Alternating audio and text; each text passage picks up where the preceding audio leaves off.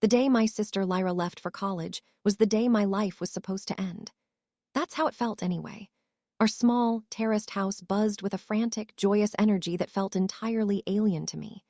The air was thick with the scent of my mother's rose perfume and the expensive leather of Lyra's new suitcase, a graduation gift from our grandparents. My father, a man whose smiles were as rare and precious as the first edition books in our family shop, was beaming.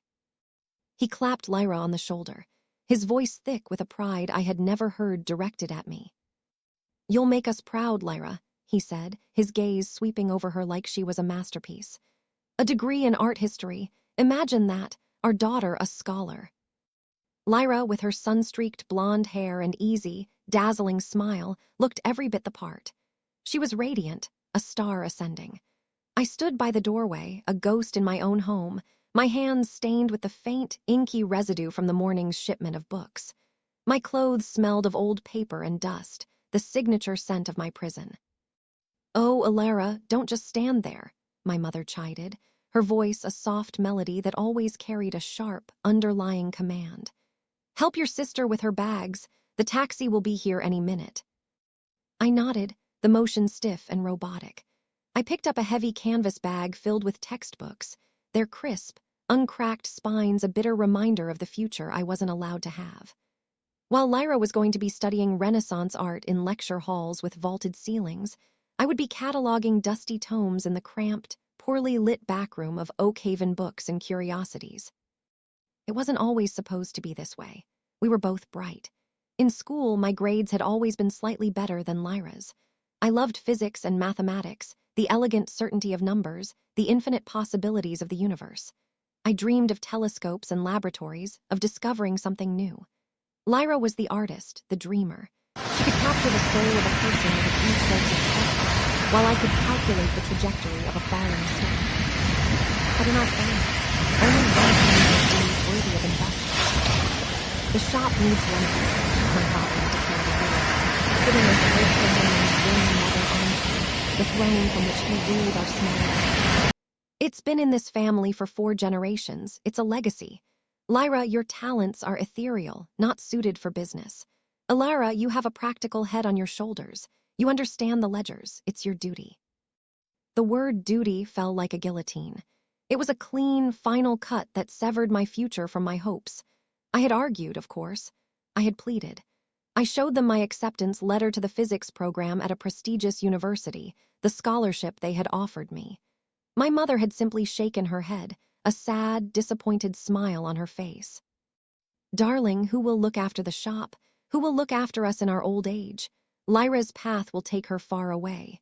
You must be the one to stay. It's what a good daughter does." A good daughter. The phrase was a cage, its bars forged from guilt and obligation. Lyra, for her part, had looked genuinely sorry for me, but not sorry enough to offer to trade places. "You've always been better with the shop anyway, Elle," she'd said, squeezing my hand. "You know where everything is, I'd just mess it up." She didn't understand. To her, the shop was a charming, dusty relic of our childhood. To me, it was a mausoleum where my ambitions were buried. So I watched as they loaded Lyra's life into the back of a taxi. My parents hugged her tightly, tears in their eyes. She turned to me, her own eyes shimmering. "I'll miss you, Alara," she whispered, pulling me into a hug that smelled of promise and freedom. "I'll miss you too," I lied. I wouldn't miss her. I would miss the person I could have been if I had been in her place. As the taxi pulled away, a profound and hollow silence descended upon the house. The celebratory energy evaporated, leaving behind the stale scent of yesterday's dinner and the quiet hum of the refrigerator. My parents' smiles faded, replaced by their usual stoic, weary expressions. The performance was over. "Right," my father said, turning to me, his voice back to its usual gruff tone. "The new shipment of biographies came in. They need to be priced and shelved before lunch."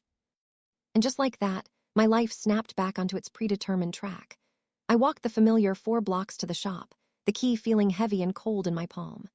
Oakhaven Books was a beautiful prison, I had to admit. It occupied a corner building with large, paned windows and a heavy oak door with a little brass bell that jingled whenever a customer entered. Inside, shelves stretched to the high ceilings, crammed with books of every shape and size. The air was still and reverent, like a library. It was a place where stories lived and breathed, but the only story I was allowed to live was the one written for me by my parents. For the next year, my days fell into a monotonous rhythm. Open the shop at 9, dust the shelves, manage the inventory in the thick, leather-bound ledger my great-grandfather had started, deal with the handful of elderly customers who still preferred the feel of paper to the glow of a screen, close the shop at 6, go home, cook dinner, listen to my parents talk about Lyra's exciting new life, reading her letters aloud like scripture. Lyra wrote about her fascinating professors, the beautiful architecture of the campus, the friends she was making, the art she was seeing. Each letter was a small, exquisitely painful stab in my heart. She was living and I was merely existing. Resentment began to curdle inside me, a slow, toxic brew. It was a dangerous feeling and I knew it, but it was also fuel. The turning point came on a dreary Tuesday in October. A man came into the shop, well-dressed in a tailored coat, looking entirely out of place among the dusty shelves. He was looking for a first edition of a rather obscure book of poetry from the 1920s, Ethos in alabaster. My father, who was behind the counter, grunted. Never heard of it. But I had. I remembered seeing it years ago, tucked away in a box in the storeroom, dismissed by my father as sentimental nonsense, because it was written by a local poet who never gained fame. I'd read it once, and the words had a strange, haunting beauty. I think we might have a copy, I said quietly from behind a shelf I was organizing. My father shot me a look of annoyance. Ilara, don't waste the gentleman's time. No, please, the man said, his eyes lighting up. I'd be very interested. I led him to the back, unearthed the box, and gently pulled out the slim, cloth-bound volume. The cover was faded, but the pages were intact. The man handled it with a reverence I understood completely. This is it, he breathed. I've been searching for this for years. How much do you want for it? My father, seeing a potential sale, stepped in. £30, he said, plucking a number from the air. The man smiled, a genuine, delighted smile. He pulled out his wallet and handed my father £60. It's worth at least twice that. Thank you. You've made my year. After he left, my father just grunted and put the money in the till. But I stood there, my mind racing. My father had no idea of the book's true value. He saw a dusty old book. The customer and I saw a rare treasure. And I realized the entire shop was like that. It was a trove of undervalued assets, a sleeping dragon of potential that my father, in his old-fashioned, obstinate way, was completely blind to. He knew how to run the shop exactly as his father had before him, but he didn't understand the modern world of collectors, of online marketplaces, of global demand. I did, or rather I could learn. That night I didn't sleep. The resentment that had been simmering inside me began to transform, sharpening into a cold, clear resolve. My parents had sentenced me to a life within these four walls. They thought they had trapped me. They were wrong. They had given me a kingdom and they didn't even know it. The next day, I started my real work. During my lunch break, instead of eating the bland sandwich my mother packed for me, I went to the public library and devoured everything I could find on rare books, online sales, and digital marketing. I learned about appraisals, auction sites, and logistics. The shop had an old, forgotten computer in the tiny office, a dusty dinosaur my father deemed more trouble than it's worth. It was painfully slow, but it connected to the internet. While my father was at lunch or out running errands, I started my secret project. I created an anonymous online account, a new email address, and a simple spreadsheet. My first target was a set of 19th century botanical illustrations I knew were tucked away in a portfolio in the attic. My father used them as a paperweight. I photographed them carefully with my old phone, using the natural light from the office window. I wrote a detailed, professional description, highlighting the artist and the quality of the lithographs. I listed them on a specialist collector's website for what I calculated was their fair market value, £400. It felt like a monumental act of rebellion. My hands were shaking as I clicked the list button. For days, nothing happened. I checked the listing obsessively, my heart pounding every time I logged on. I began to think I'd made a mistake, that I was just as clueless as my father. And then, on a quiet Friday afternoon, an email notification popped up on the screen. It was a simple, beautiful message. Your item has sold. £400. It was more money than I had ever held in my life that was truly my own. I had taken something my father saw as worthless, and with nothing but my own knowledge and initiative, turned it into capital. It was a quiet, digital transaction that no one else in my world knew about. As I sat there, staring at the screen in the dim, cramped office, the musty smell of old books filling my lungs, I didn't feel trapped anymore. The jingling of the bell on the shop door didn't sound like the closing of a cell. It sounded like an opportunity. My parents thought my world was the four walls of Oakhaven Books. They had no idea I was about to use it as a foundation to build an empire. This shop wasn't my prison. It was my secret weapon. The digital confirmation of the £400 was both a triumph and a terrifying new problem. The money was a ghost in the machine, a string of code on a server somewhere, but it wasn't real until I could hold it, control it. My father was meticulous with the shop's finances. Every penny from the till was accounted for in his spidery script in the ledger. I couldn't just deposit a mysterious sum of money into the joint family account he monitored like a hawk. I needed a vault of my own. The following Monday, I told my parents I was feeling unwell, a vague headache that required fresh air. It was a flimsy excuse, and the suspicion in my mother's eyes made my skin prickle with heat, but she let me go.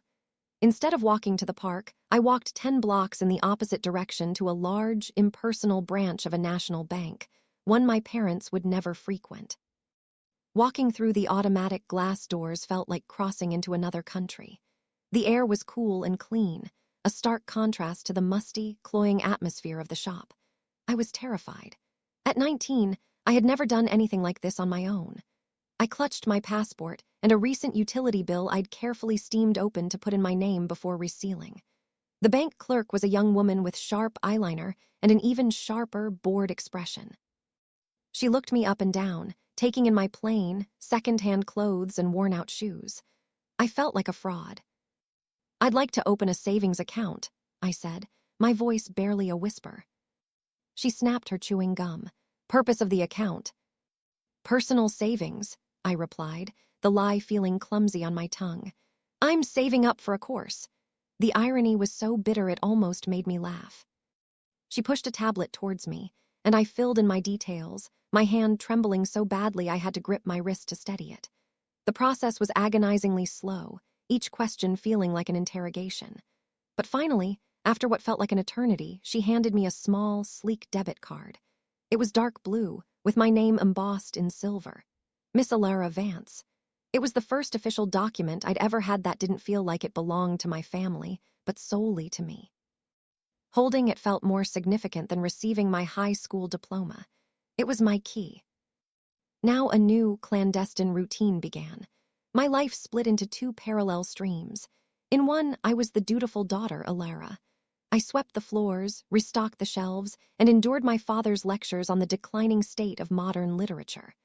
I smiled blandly at customers and made my mother's tea every afternoon at 4.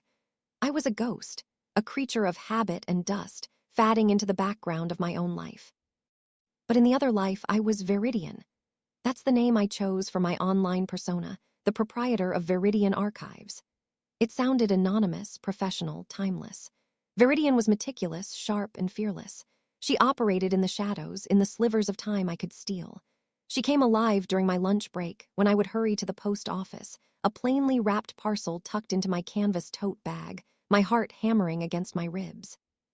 She thrived in the dead of night, long after my parents were asleep, when I would creep downstairs to the cold office.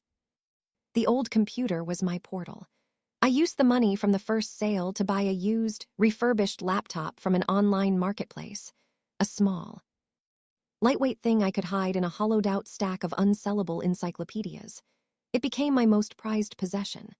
On it, I built my real ledger, a complex spreadsheet mapping the shop's hidden treasures. I cross-referenced auction records, digital archives, and collector forums. I became an expert in identifying first editions by the type of binding, a signed copy by the faint indentation of the pen on the opposite page, a rare map by the cartographer's watermark. My work was a silent, frantic treasure hunt. I'd find a forgotten box of pre-war pulp fiction magazines, their covers lurid and fantastic. My father had them marked for disposal. I photographed each one, listed them as a collection, and sold them to a collector in Japan for £600. I found a series of letters from a Victorian-era botanist to his sister, tucked inside a dry, academic textbook on ferns. They were beautifully written, filled with detailed observations of the natural world. I sold them to a university archive in California for over £1,000. With each sale, my confidence grew, and so did the number in my secret bank account. I learned to be ruthlessly efficient. I wrote my descriptions in a notebook during slow hours at the shop, then typed them up at night. I packaged my sales using recycled materials from the shop's deliveries, hiding my new bubble wrap in sturdy boxes in the attic. The risk was constant, a low hum of anxiety beneath the surface of my calm exterior. My double life was a house of cards, and I lived in constant fear of a breeze. The close call I'd been dreading came on a rainy Wednesday. I had just finalized the sale of a particularly valuable item, a 19th century star chart, hand-colored and in near-perfect condition. It had been rolled up inside a damaged telescope my grandfather had once owned, sitting in the storeroom for decades. The buyer, a professor in Germany, had paid £2,000 for it. It was my biggest sale yet. I was carefully rolling it into a hardened cardboard tube in the office, my back to the door, when I heard the floorboards creak behind me. My blood ran cold. I dropped the tube, which rolled under the desk with a soft thud. I spun around, slamming the laptop shut. My father stood in the doorway, his face a thundercloud. "What are you doing in here? Wasting electricity on that useless machine again?" My heart was a wild bird trapped in my chest. I was just organizing the desk, Dad. It was getting cluttered. His eyes narrowed, sweeping the small space. He sniffed the air.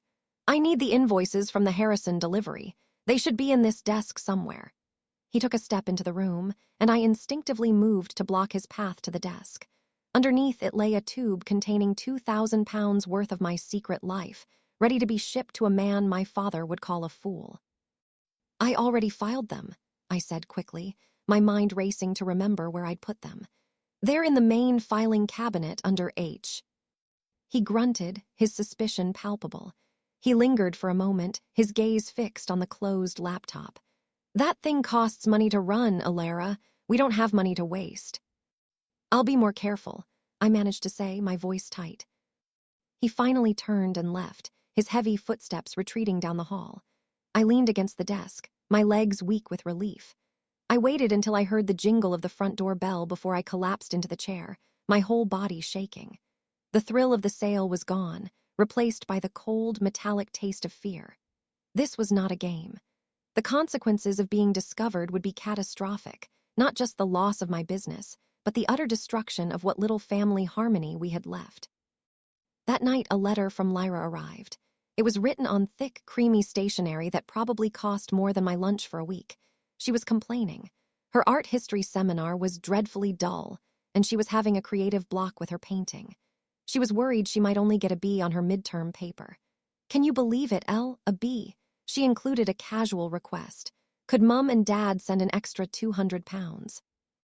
Her canvas and oil paint supplies were more expensive than she'd budgeted for. I sat at the dinner table, listening to my mother read the letter aloud, her voice dripping with sympathetic concern. "Oh, the poor darling," she sighed. "Of course, we'll send it. She mustn't worry about money. She needs to focus on her art." My father nodded in agreement, pulling out the shop's checkbook. £200, just like that, for art supplies.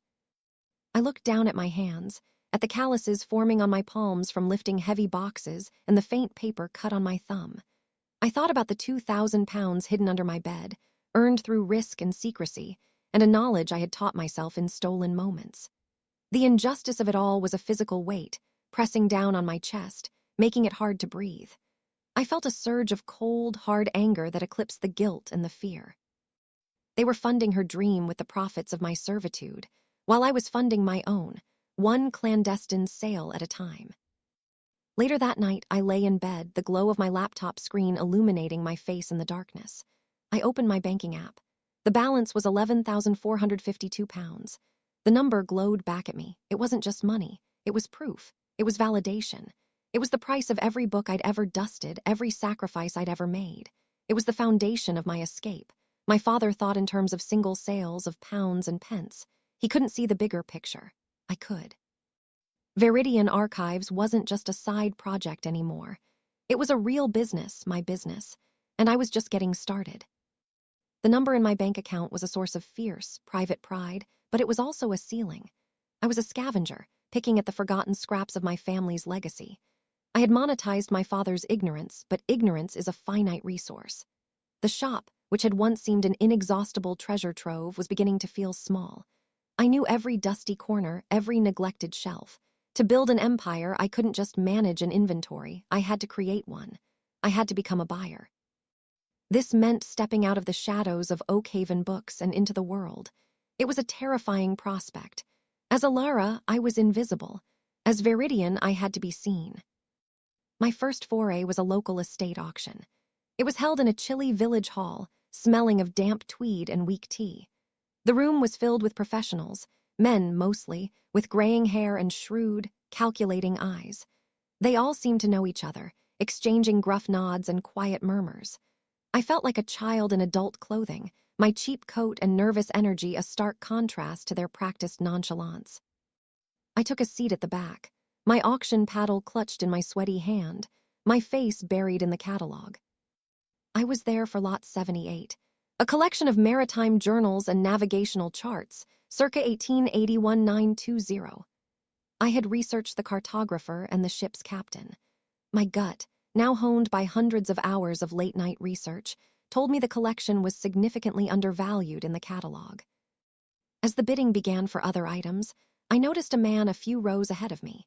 He was older, with a neatly trimmed white beard and sharp, intelligent eyes that missed nothing. He bid with a subtle, almost imperceptible flick of his finger, acquiring several lots of rare books with an air of bored authority. I recognized him from a regional antique circular, Arthur Abernathy, a well-respected dealer from a nearby city. He was the old guard, a man who had built his business over decades, not in the anonymous glow of the internet, but with handshakes and a reputation carved in stone. He was exactly the kind of person I was trying to emulate and disrupt, all at once. When Lot 78 came up, my heart began to pound a frantic rhythm against my ribs. The auctioneer started the bidding low. I held my breath, waiting. A few minor dealers made early bids. Then Abernathy raised his finger. The others fell silent. He expected to get it uncontested. My moment had come. 200, the auctioneer called, looking at Abernathy. 250, I said, my voice coming out louder and clearer than I expected.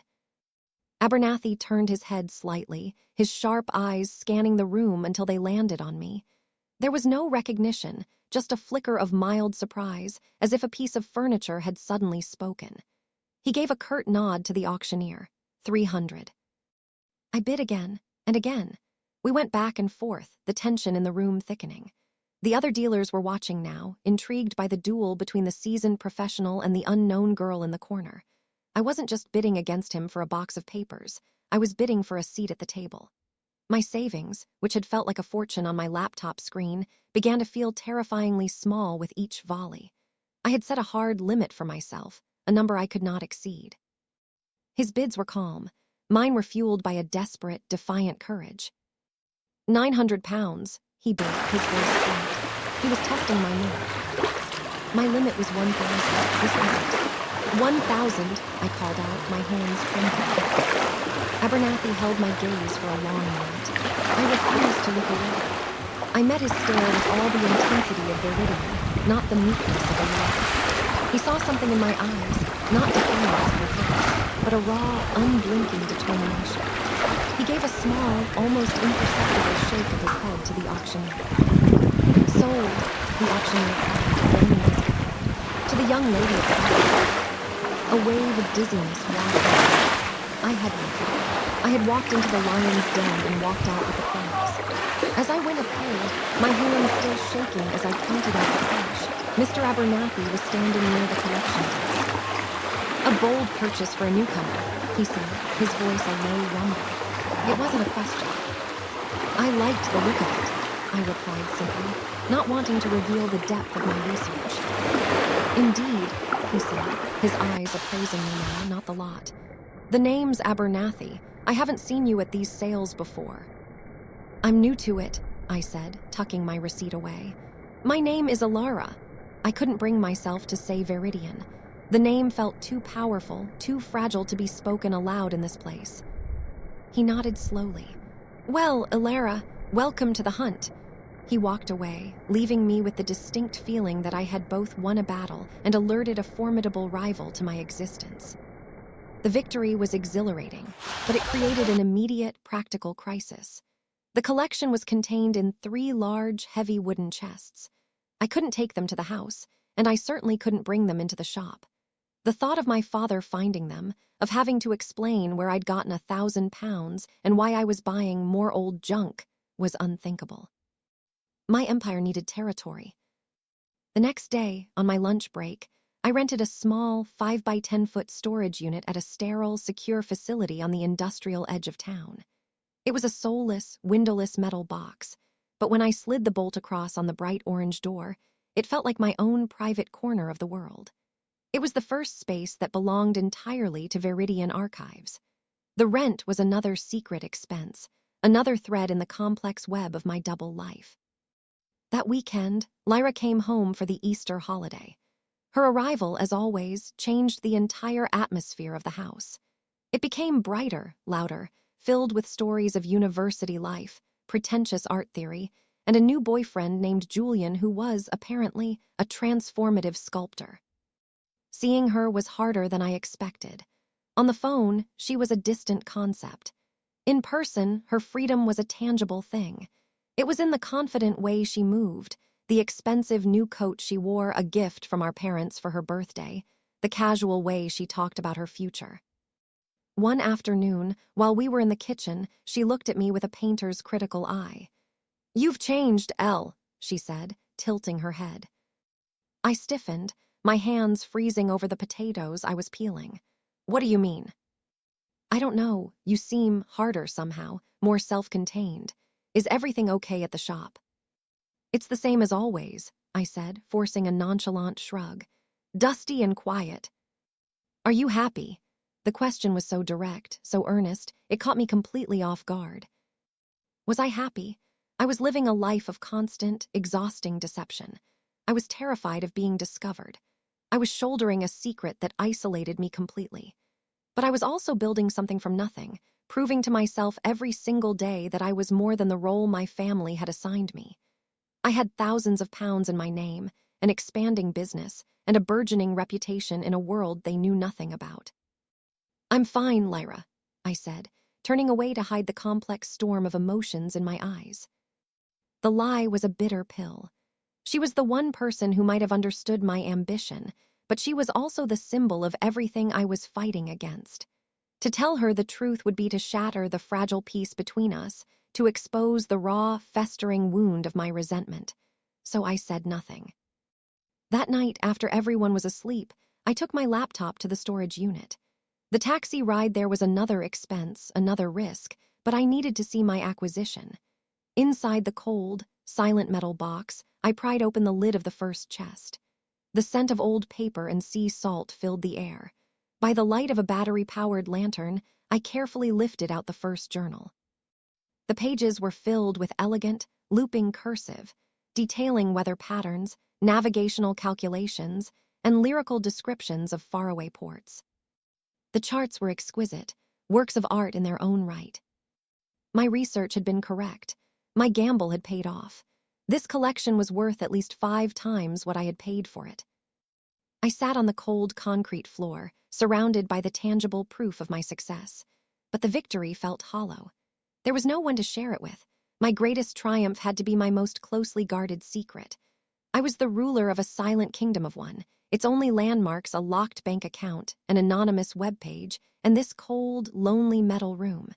The empire was growing, but so was the weight of the crown. The 3 wooden chests in my storage unit, represented the next stage of my evolution. Processing them was a monumental task, one that couldn't be accomplished in stolen hours after midnight. The journals needed to be transcribed, the charts photographed with a clarity my phone couldn't provide, and the entire collection cataloged with academic rigor to maximize its value. My empire required more of me than the night would allow. I had to start stealing from the day. My new strategy was a high-wire act of deception.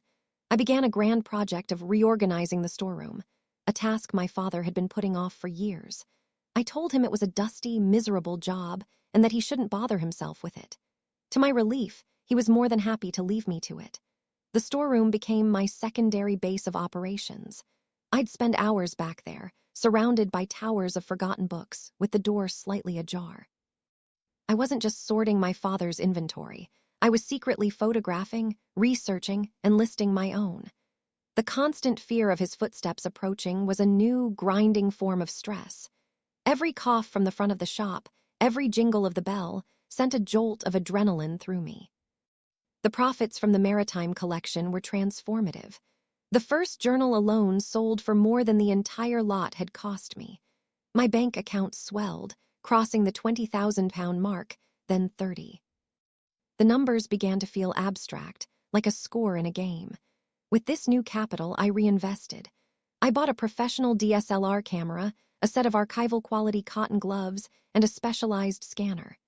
These were the tools of a real archivist, a real dealer. Smuggling them into the storeroom piece by piece and hiding them in a hollowed-out crate felt like the work of a spy. My success, however, was having an insidious effect on the very place I was plundering. One evening, my father sat at the dining table, his head in his hands, staring at the shop's ledger. His shoulders were slumped with a weariness that seemed to go bone deep. "Sales are down," he said, his voice flat and defeated. "Worse than ever this quarter. People just don't want real books anymore." I froze, a half-peeled carrot in my hand. He was wrong. People desperately wanted real books, the rare, the beautiful, the meaningful. They just weren't buying them from him.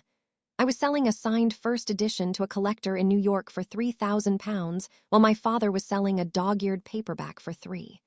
I was the parasite slowly draining its host, and the guilt was a cold, heavy stone in my stomach. "It's just a slow season, Dad," I murmured, the lie tasting like ash. "It'll pick up." He just shook his head, the hope long gone from his eyes. "I don't know, Alara. I don't know how much longer we can keep this up." His words terrified me. The shop was my prison, but it was also my greatest asset, my camouflage. If it failed, my supply chain would be cut off. For the first time, I realized my secret ambition was directly threatening my family's survival. I was sawing off the branch I was sitting on. The world outside my secret life began to intrude in other ways. One crisp autumn afternoon, the bell above the shop door jingled, and Arthur Abernathy walked in. My heart leaped into my throat. He was dressed in a smart tweed jacket, looking around the cluttered, poorly lit shop with a connoisseur's discerning eye. He didn't seem to recognize me at first, standing behind the counter in my drab work clothes. "Good afternoon," he said, his voice a polite rumble. "Quite the collection you have here, a bit chaotic." "We like to think of it as organized clutter," I replied, my voice miraculously steady. His sharp eyes finally focused on me, and a flicker of recognition dawned. "Well, It's Alara, the girl from the auction, the maritime enthusiast." "Mr. Abernathy," I said, forcing a small, polite smile. "What a surprise." I was in the area. I must admit I was curious. He gestured vaguely at the shelves. "Is this a family business?" "It is. It was my great-grandfather." He nodded, stroking his beard as he absorbed this new information. He was connecting the dots. The quiet girl who outbid him worked in a dusty old bookshop overflowing with forgotten stock. His gaze was analytical, as if he were trying to solve a puzzle. He browsed for a few minutes, pulling out a book here and there, his movements slow and deliberate. He was a shark circling, sensing something in the water. "You have a good eye, Alara," he said as he finally came back to the counter, placing a slim volume of poetry on the surface. "A very good eye. It's a rare talent, wasted in a place like this, if you don't mind my saying." His words were a strange mix of compliment and condescension. He was testing me. I rang up his purchase, my hands clammy. He paid and then paused at the door. "If you ever decide you want to work with a more dynamic inventory," he said, handing me his business card, "give me a call. I'm always looking for ambitious apprentices." He left and I stared at the elegant, cream-colored card in my hand. Abernathy's rare books and ephemera. It was a job offer. It was a threat. He knew I was more than just a shop girl. He didn't know the scope of my operation, but he knew I was a player. The anonymity I had treasured was beginning to fray at the edges. The growing disconnect between my two lives was becoming impossible to ignore. With a portion of my earnings, I bought myself a new coat. It was beautifully made, a deep forest green wool with a cut that made me feel elegant and tall. It was the first truly luxurious thing I had ever owned. I wore it to the shop one morning, and my mother stopped me in the hall, her eyes wide. "Ilara, where did you get that coat? That must have cost a fortune." "It was in a clearance sale," I lied smoothly, the excuse already prepared. "Almost 70% off, just a lucky find." She continued to eye it with suspicion, a small frown line appearing between her brows. "You should be saving your money, not spending it on frivolous things." The pleasure of the coat instantly evaporated, replaced with the familiar sting of resentment. It was my money. I had earned every penny of it through my own wit and hard work, and yet I couldn't even enjoy this one small luxury without deception and disapproval. I was a wealthy woman masquerading as a pauper in my own home. A week later, Lyra called. Her voice was effervescent, bubbling with excitement. She had been accepted into a highly competitive summer painting intensive in Florence. It was the opportunity of a lifetime. The Uffizi, the academia, painting in the Tuscan light, it was everything she had ever dreamed of. "Isn't it amazing, Elle?" she gushed. "I can't believe it. The only thing is it's frightfully expensive. The tuition, the flights, living there for 2 months." I stayed silent, knowing what was coming next. "But Mom and Dad have been absolute saints," she continued, her voice softening with emotion. "Dad is going to dip into his retirement savings. He said my future is the most important investment he can make. They're making it happen for me, Ilara. They're giving me the world." I stood in the silence of the dusty shop, the phone pressed hard against my ear. I looked at the water stain on the ceiling, the frayed carpet, the shelves groaning under the weight of books that weren't worth the paper they were printed on. My father was draining his future to fund hers, while my secret bank account held more than his retirement fund had in years. I had the power to change everything. I could pay for Lyra's trip without them even noticing a dent. I could renovate the shop. I could give my parents the comfortable retirement they deserved. But that money was Viridian's. It was the foundation of my new life, my estate. Using it would mean confessing everything, shattering the family with the force of my deception, and chaining myself back to the life I had worked so desperately to outgrow. "That's wonderful, Lyra," I said, my voice sounding hollow and distant. "I'm so happy for you." After the call ended, I caught my reflection in the glass of a locked display case. I saw a young woman in a drab apron, her face pale with exhaustion. But I also saw the sharp, assessing glint in her eyes. The set of her jaw. It was the face of a queen ruling over a kingdom of dust and secrets, and for the first time, I wondered if the empire I was building was worth the price of my own family's ruin. The knowledge of my father's dwindling retirement fund gnawed at me. It was a constant, dull ache behind my ribs. Every time I looked at him, I saw the sacrifice etched into the lines around his eyes. Every time my mother hummed a cheerful tune, it sounded brittle, a brave performance in the face of impending disaster. They were giving Lyra the world on a foundation of crumbling financial security, and I was sitting on a dragon's hoard of gold, counting my coins in the dark. The breaking point arrived with a registered letter. I was the one who signed for it at the shop, a long, cream-colored envelope with a foreboding legal insignia in the corner. It was a final notice from the building's owner, not the shop itself. My great-grandfather had bought that freehold decades ago, but the small apartment above it where an elderly tenant had lived for years. She had recently passed away, and the building's co-op board was now levying a mandatory one-time fee on all owners for critical roof and facade repairs. The amount was staggering, £15,000. It was due in 60 days. That evening, a terrible, suffocating silence filled our house. My father sat with the letter on the table in front of him, his face the color of ash. My mother was crying softly into a handkerchief. This was a sum they simply did not have. It was more than the shop made in a year. "We'll have to sell," my father said, his voice raspy, broken. "There's no other way. We'll have to sell the shop." The words struck me with the force of a physical blow. Sell Oakhaven Books. My prison, my sanctuary, my secret goldmine. The thought was impossible. It wasn't just the end of my supply chain. It was the end of 4 generations of family history, the erasure of our name from the high street. His defeat was so absolute, so profound, it overshadowed all of my resentment. In that moment, he wasn't the man who had denied me my future. He was just my father, and he was losing everything. Lyra's trip to Florence was no longer mentioned. The retirement fund was no longer enough. The crisis was no longer a distant threat. It was in the room with us, a monster at the dinner table. That night, I didn't sleep. I lay in bed, staring at the ceiling, the numbers churning in my mind. £38,000 sat in Viridian's account. I could write a check and solve this entire problem in the morning. But the ensuing explosion would destroy my family as surely as any bankruptcy. The questions, the accusations, the sheer scale of my betrayal, it would be a wound that would never heal. "Where did you get this money, Alara? Why have you been lying to us all this time?" I couldn't confess, but I couldn't watch them lose their home, either. My empire had given me power, and power demanded decisions. If I couldn't be a daughter, I would have to be a god, moving invisible pieces on a board of my own design. The next day, I began the most audacious deception of my life. From a public library computer in a neighboring town, I created a new email persona. Mr. Alastair Finch, a representative for a discreet, high-end interior design firm based in London. His online footprint was non-existent. His firm, Modern Heritage Designs, so exclusive as to be ungoogleable.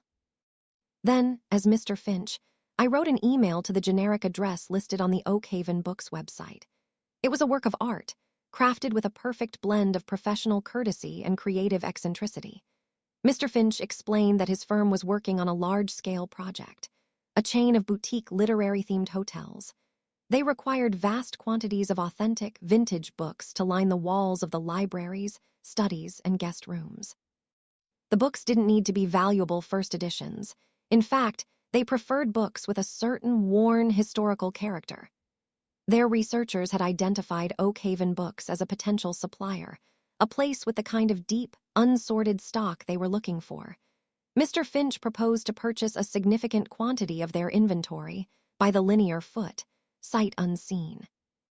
I hit send and felt a profound, terrifying sense of having crossed a point of no return. 2 days passed. The tension in the house was unbearable. Then, one evening, my father called out to me from the office in the shop, his voice tight with a strange mix of suspicion and excitement. "Alara, come look at this. It must be some kind of scam." I stood behind him and read my own words on the dusty computer screen. I feigned confusion. "What is it?" "This person wants to buy our old stock. The stuff in the attic, the boxes in the storeroom. He's offering to pay, well, the price is ridiculous." "How much?" I asked, my heart thumping. "He's offering £10 per foot of books. £10. Alara, some of those books aren't worth 10 pence. He wants to buy 2,000 feet of them. That's £20,000. His voice was a whisper on the last words, as if saying them too loudly would break the spell. £20,000.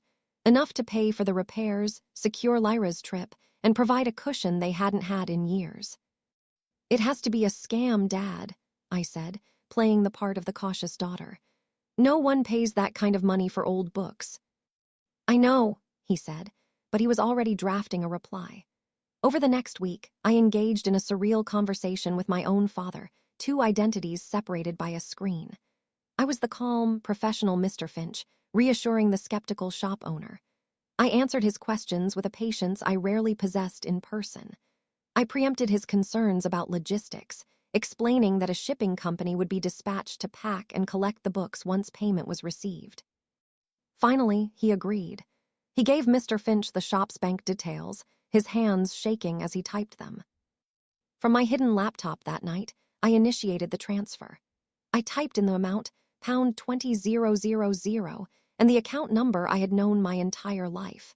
My finger hovered over the confirmation button. This was the moment. The money I had secretly siphoned from my family's business was now being openly injected back into it, a clandestine transfusion to save the patient I had nearly killed. I clicked the button. The next morning, my father went to the bank. He came back a changed man. The weight of the world had been lifted from his shoulders. He looked 10 years younger. He held the bank statement in his hand like it was a holy relic. "It's real, Alara," he said, his voice filled with a stunned, joyous disbelief. "The money is there, £20,000, from a man we've never met for books I was going to throw away. It's a miracle." My mother wept with relief. The cloud of dread that had hung over our house dissipated, replaced by a giddy, unaccustomed lightness. That night, they sat down with Lyra on a video call and told her Florence was back on. Her shriek of joy was so loud I could hear it from the other room. I had done it. I had saved them. But my victory felt strangely hollow. A few days later, a legitimate third-party shipping company that I had hired and paid for arrived. I spent 2 days helping my father and the movers pack up thousands of books, the books I had just bought. We filled over 100 boxes with the faded, forgotten volumes of Oakhaven books.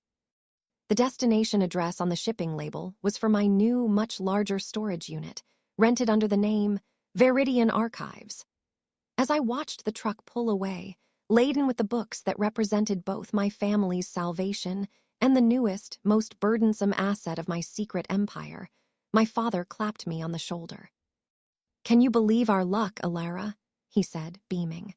"All that history, all those stories, he said they're just going to be used as decoration. For show. What a strange world we live in." I just nodded, unable to speak. I had become the stranger in the strange world he was talking about.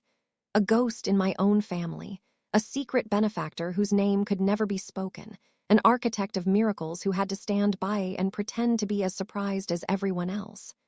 I had saved the shop, but I had locked myself even more securely inside my own gilded cage. The mountain of books I had purchased from my own family was a logistical and psychological Everest. My new, larger storage unit was crammed floor to ceiling with boxes. It was a physical manifestation of my grand deception, and the sheer volume of it was suffocating. This wasn't treasure. It was chaff, the low-value, high-volume stock my father had been happy to get rid of. Now it was my problem. For weeks, I was overwhelmed. The daily routine of the shop, once a comforting monotony, now felt like a frustrating waste of time. My real work, the work of Veridian Archives, was waiting for me in that cold, windowless room, and the scale of it was terrifying. I couldn't sell these books individually. It would take a lifetime. The lie I had invented for my father, books as decoration, as aesthetic, began to echo in my mind. What if it wasn't a lie? A new obsession took hold. In the slivers of my stolen time, I researched a completely different market. Not rare book collectors, but interior designers, architects, and commercial developers. I learned the language of this new world. Curated bookshelves, instant libraries, books by the yard. It was a world that valued the look of a book over its content, the color of its spine over the name of its author. To the purist in me, it was sacrilege. To the pragmatist who had to move a literal ton of paper, it was a lifeline. I began to pivot. I created a new, stylish section on the Veridian Archives website, complete with a sleek portfolio of images I staged and shot in the storage unit. The Oakhaven Collection, curated books for timeless spaces. I sold them by color, by size, by subject. Blue books for a coastal-themed cafe, leather-bound classics for a lawyer's office, entire walls of books for new apartment building lobbies. The lie I told my father became a profitable, scalable truth. Veridian Archives was no longer just a dealer of rare artifacts. It was becoming a multifaceted literary enterprise. Just as this new venture began to take flight, Lyra left for Florence. Our farewell at the airport was a surreal tableau. My parents, flush with relief from their miraculous windfall, fussed over her, pressing spending money into her hands. Lyra, radiant with excitement, hugged me tightly. "Thank you, Alara," she whispered in my ear. "For everything, for looking after them. I know it's not fair. Your time will come, I promise." Her words, meant with such sincerity, were like a twist of a knife. She had no idea that her time was being directly funded by mine. I watched her walk through the security gate, a golden girl walking into a golden future, and felt a profound and aching sense of separation, a gulf between our realities that was wider than any ocean she was about to cross. A week later, the bell on the shop door jingled. Arthur Abernathy walked in. It was the middle of a Tuesday afternoon, and the shop was empty. He wasn't browsing this time. He walked directly to the counter, his eyes sharp and appraising, and placed his hands flat on the wooden surface. "Alara," he said, his voice quiet but carrying an undeniable weight. "We need to talk." My blood turned to ice. "Mr. Abernathy, what can I help you with?" "You can start by dropping the act," he said, his gaze unwavering. "I'm a man who deals in facts in Providence, and the story of this shop no longer adds up. A sleepy little place like this, on the verge of collapse for years, suddenly makes a sale of over 2,000 feet of books to a phantom interior designer. A sale so large it becomes a whisper in the ears of every shipping company in the region." I stood frozen, my carefully constructed world tilting on its axis. He leaned in slightly, lowering his voice. "At the same time, a new online seller, a ghost by the name of Viridian Archives, suddenly has the capital and the nerve to outbid me at auction. And now, this same Viridian is selling curated book collections with a distinctly familiar character. The pieces fit, Alara. They fit a little too perfectly. So tell me about Viridian." It wasn't an accusation.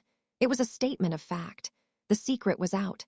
All the air went out of my lungs, and for a terrifying second I thought I was going to faint. My first instinct was to deny everything, to play the part of the bewildered shop girl.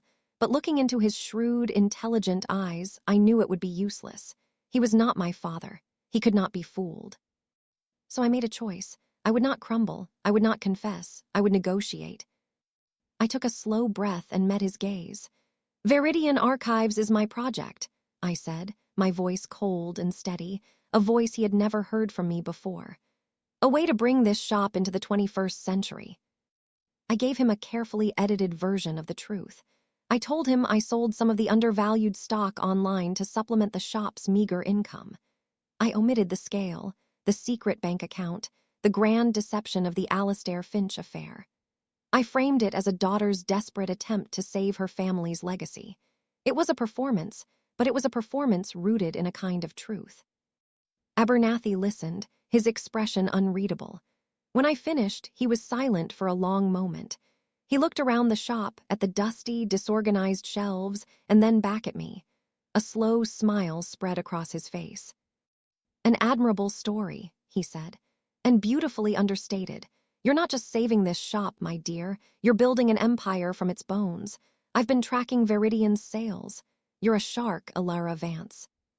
A quiet one, but a shark nonetheless. And I find myself in the curious position of admiring my competition." The tension in my shoulders eased, replaced by a surge of something I hadn't expected: validation. He saw me. Not the dutiful daughter, not the quiet shop girl, but the architect of my own life. "So what now?" I asked, my voice still wary. "Are you going to expose me?" "Expose you?" he chuckled, a dry, rustling sound. "Why would I do that? A competitor as smart and as ruthless as you are is far more valuable as an ally. My business is built on a network, on decades of handshakes and trust. My clients are older, traditional collectors, but my reach in the digital marketplace is limited. Your reach, on the other hand, is global, anonymous, and aggressive. You are the new model." He slid his business card across the counter, the same one he had given me before. "I'm not offering you an apprenticeship this time, Laura," he said. "I'm proposing a partnership, a joint venture. There's a major library collection coming up for auction in a month, the kind of thing that only comes around once a decade. It's too big for me to acquire alone, and you don't have the public reputation to be taken seriously as a bidder. But together, Viridian's capital and my provenance, we could acquire it. We could corner the market for the next 5 years. I stared at the card, at the elegant, embossed letters of his name. This was a crossroads I had never anticipated. He was offering me a way out of the shadows, a seat at the main table. It was a path to legitimacy, to a power I could wield in the open. But it meant letting him in, trusting a rival, and tethering my secret empire to the real world in a way that would make it far more visible and far more vulnerable.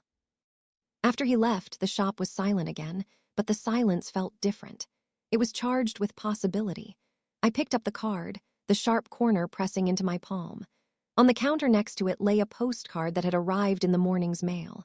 It was a photograph of the sun setting over Florence, the sky painted in brilliant shades of orange and pink. Lyra's handwriting was a cheerful scrawl on the back. "It's even more beautiful than the paintings. I feel like I'm finally living in a work of art. Thinking of you. Love, Lyra." I looked from the postcard, a symbol of the life I had paid for through deception, to the business card, a symbol of the future I could seize through alliance. The quiet, lonely war I had been fighting was over. A new, more complicated one was about to begin. The choice was no longer just about me against my family. It was about the kind of power I wanted and who I was willing to become to claim it. The two cards on the counter, Lyra's sun-drenched postcard and Abernathy's stark, professional offer, represented two different versions of my life. One was the life I had been born into, a world of duty, secrets, and suffocating love that I had manipulated from the shadows. The other was a life I could seize, a world of legitimacy, risk, and open ambition. For years, I had believed I had to choose between them. But as I stood there in the quiet shop, the scent of old paper mingling with the fresh ink of opportunity, I realized my mistake. I didn't have to choose one world. I had to conquer them both. My meeting with Abernathy was not one of a supplicant. We met at a neutral location, a quiet hotel bar where I felt distinctly underdressed but refused to show it. I let him lay out his proposal in full. He spoke of the Atherton collection, the private library of a deceased earl, a treasure trove of early scientific texts, Enlightenment philosophy, and rare manuscripts. It would take a fortune to acquire. When he finished, I didn't simply agree. I countered. I laid out my terms. This would be a partnership of equals, a new entity jointly owned. His name and network would open the doors, but my capital and digital infrastructure would fuel the engine. Veridian Archives would handle all online sales and distribution. The profits would be split down the middle. I would not be his apprentice, I would be his partner. He watched me, a slow, appreciative smile forming on his face. He had expected a talented amateur. He found a seasoned professional. He agreed to all my terms. The day of the Atherton auction was the day I truly came into my own. It was held at a grand London auction house, a world of polished wood, velvet seats, and hushed, moneyed reverence. I wore a simple, well-tailored dark dress, bought with my own money, an armor of my own making. I was no longer the girl hiding in the back. I sat beside Arthur Abernathy, and when people looked at me, they no longer saw a child who had lost her way, but a woman of mystery and intent. My name was on the paddle, Abernathy and Vance. The bidding was a dizzying, terrifying ballet. We were competing against institutions with centuries of history and collectors with bottomless fortunes. Abernathy, cool and practiced, placed the bids with a calm nod.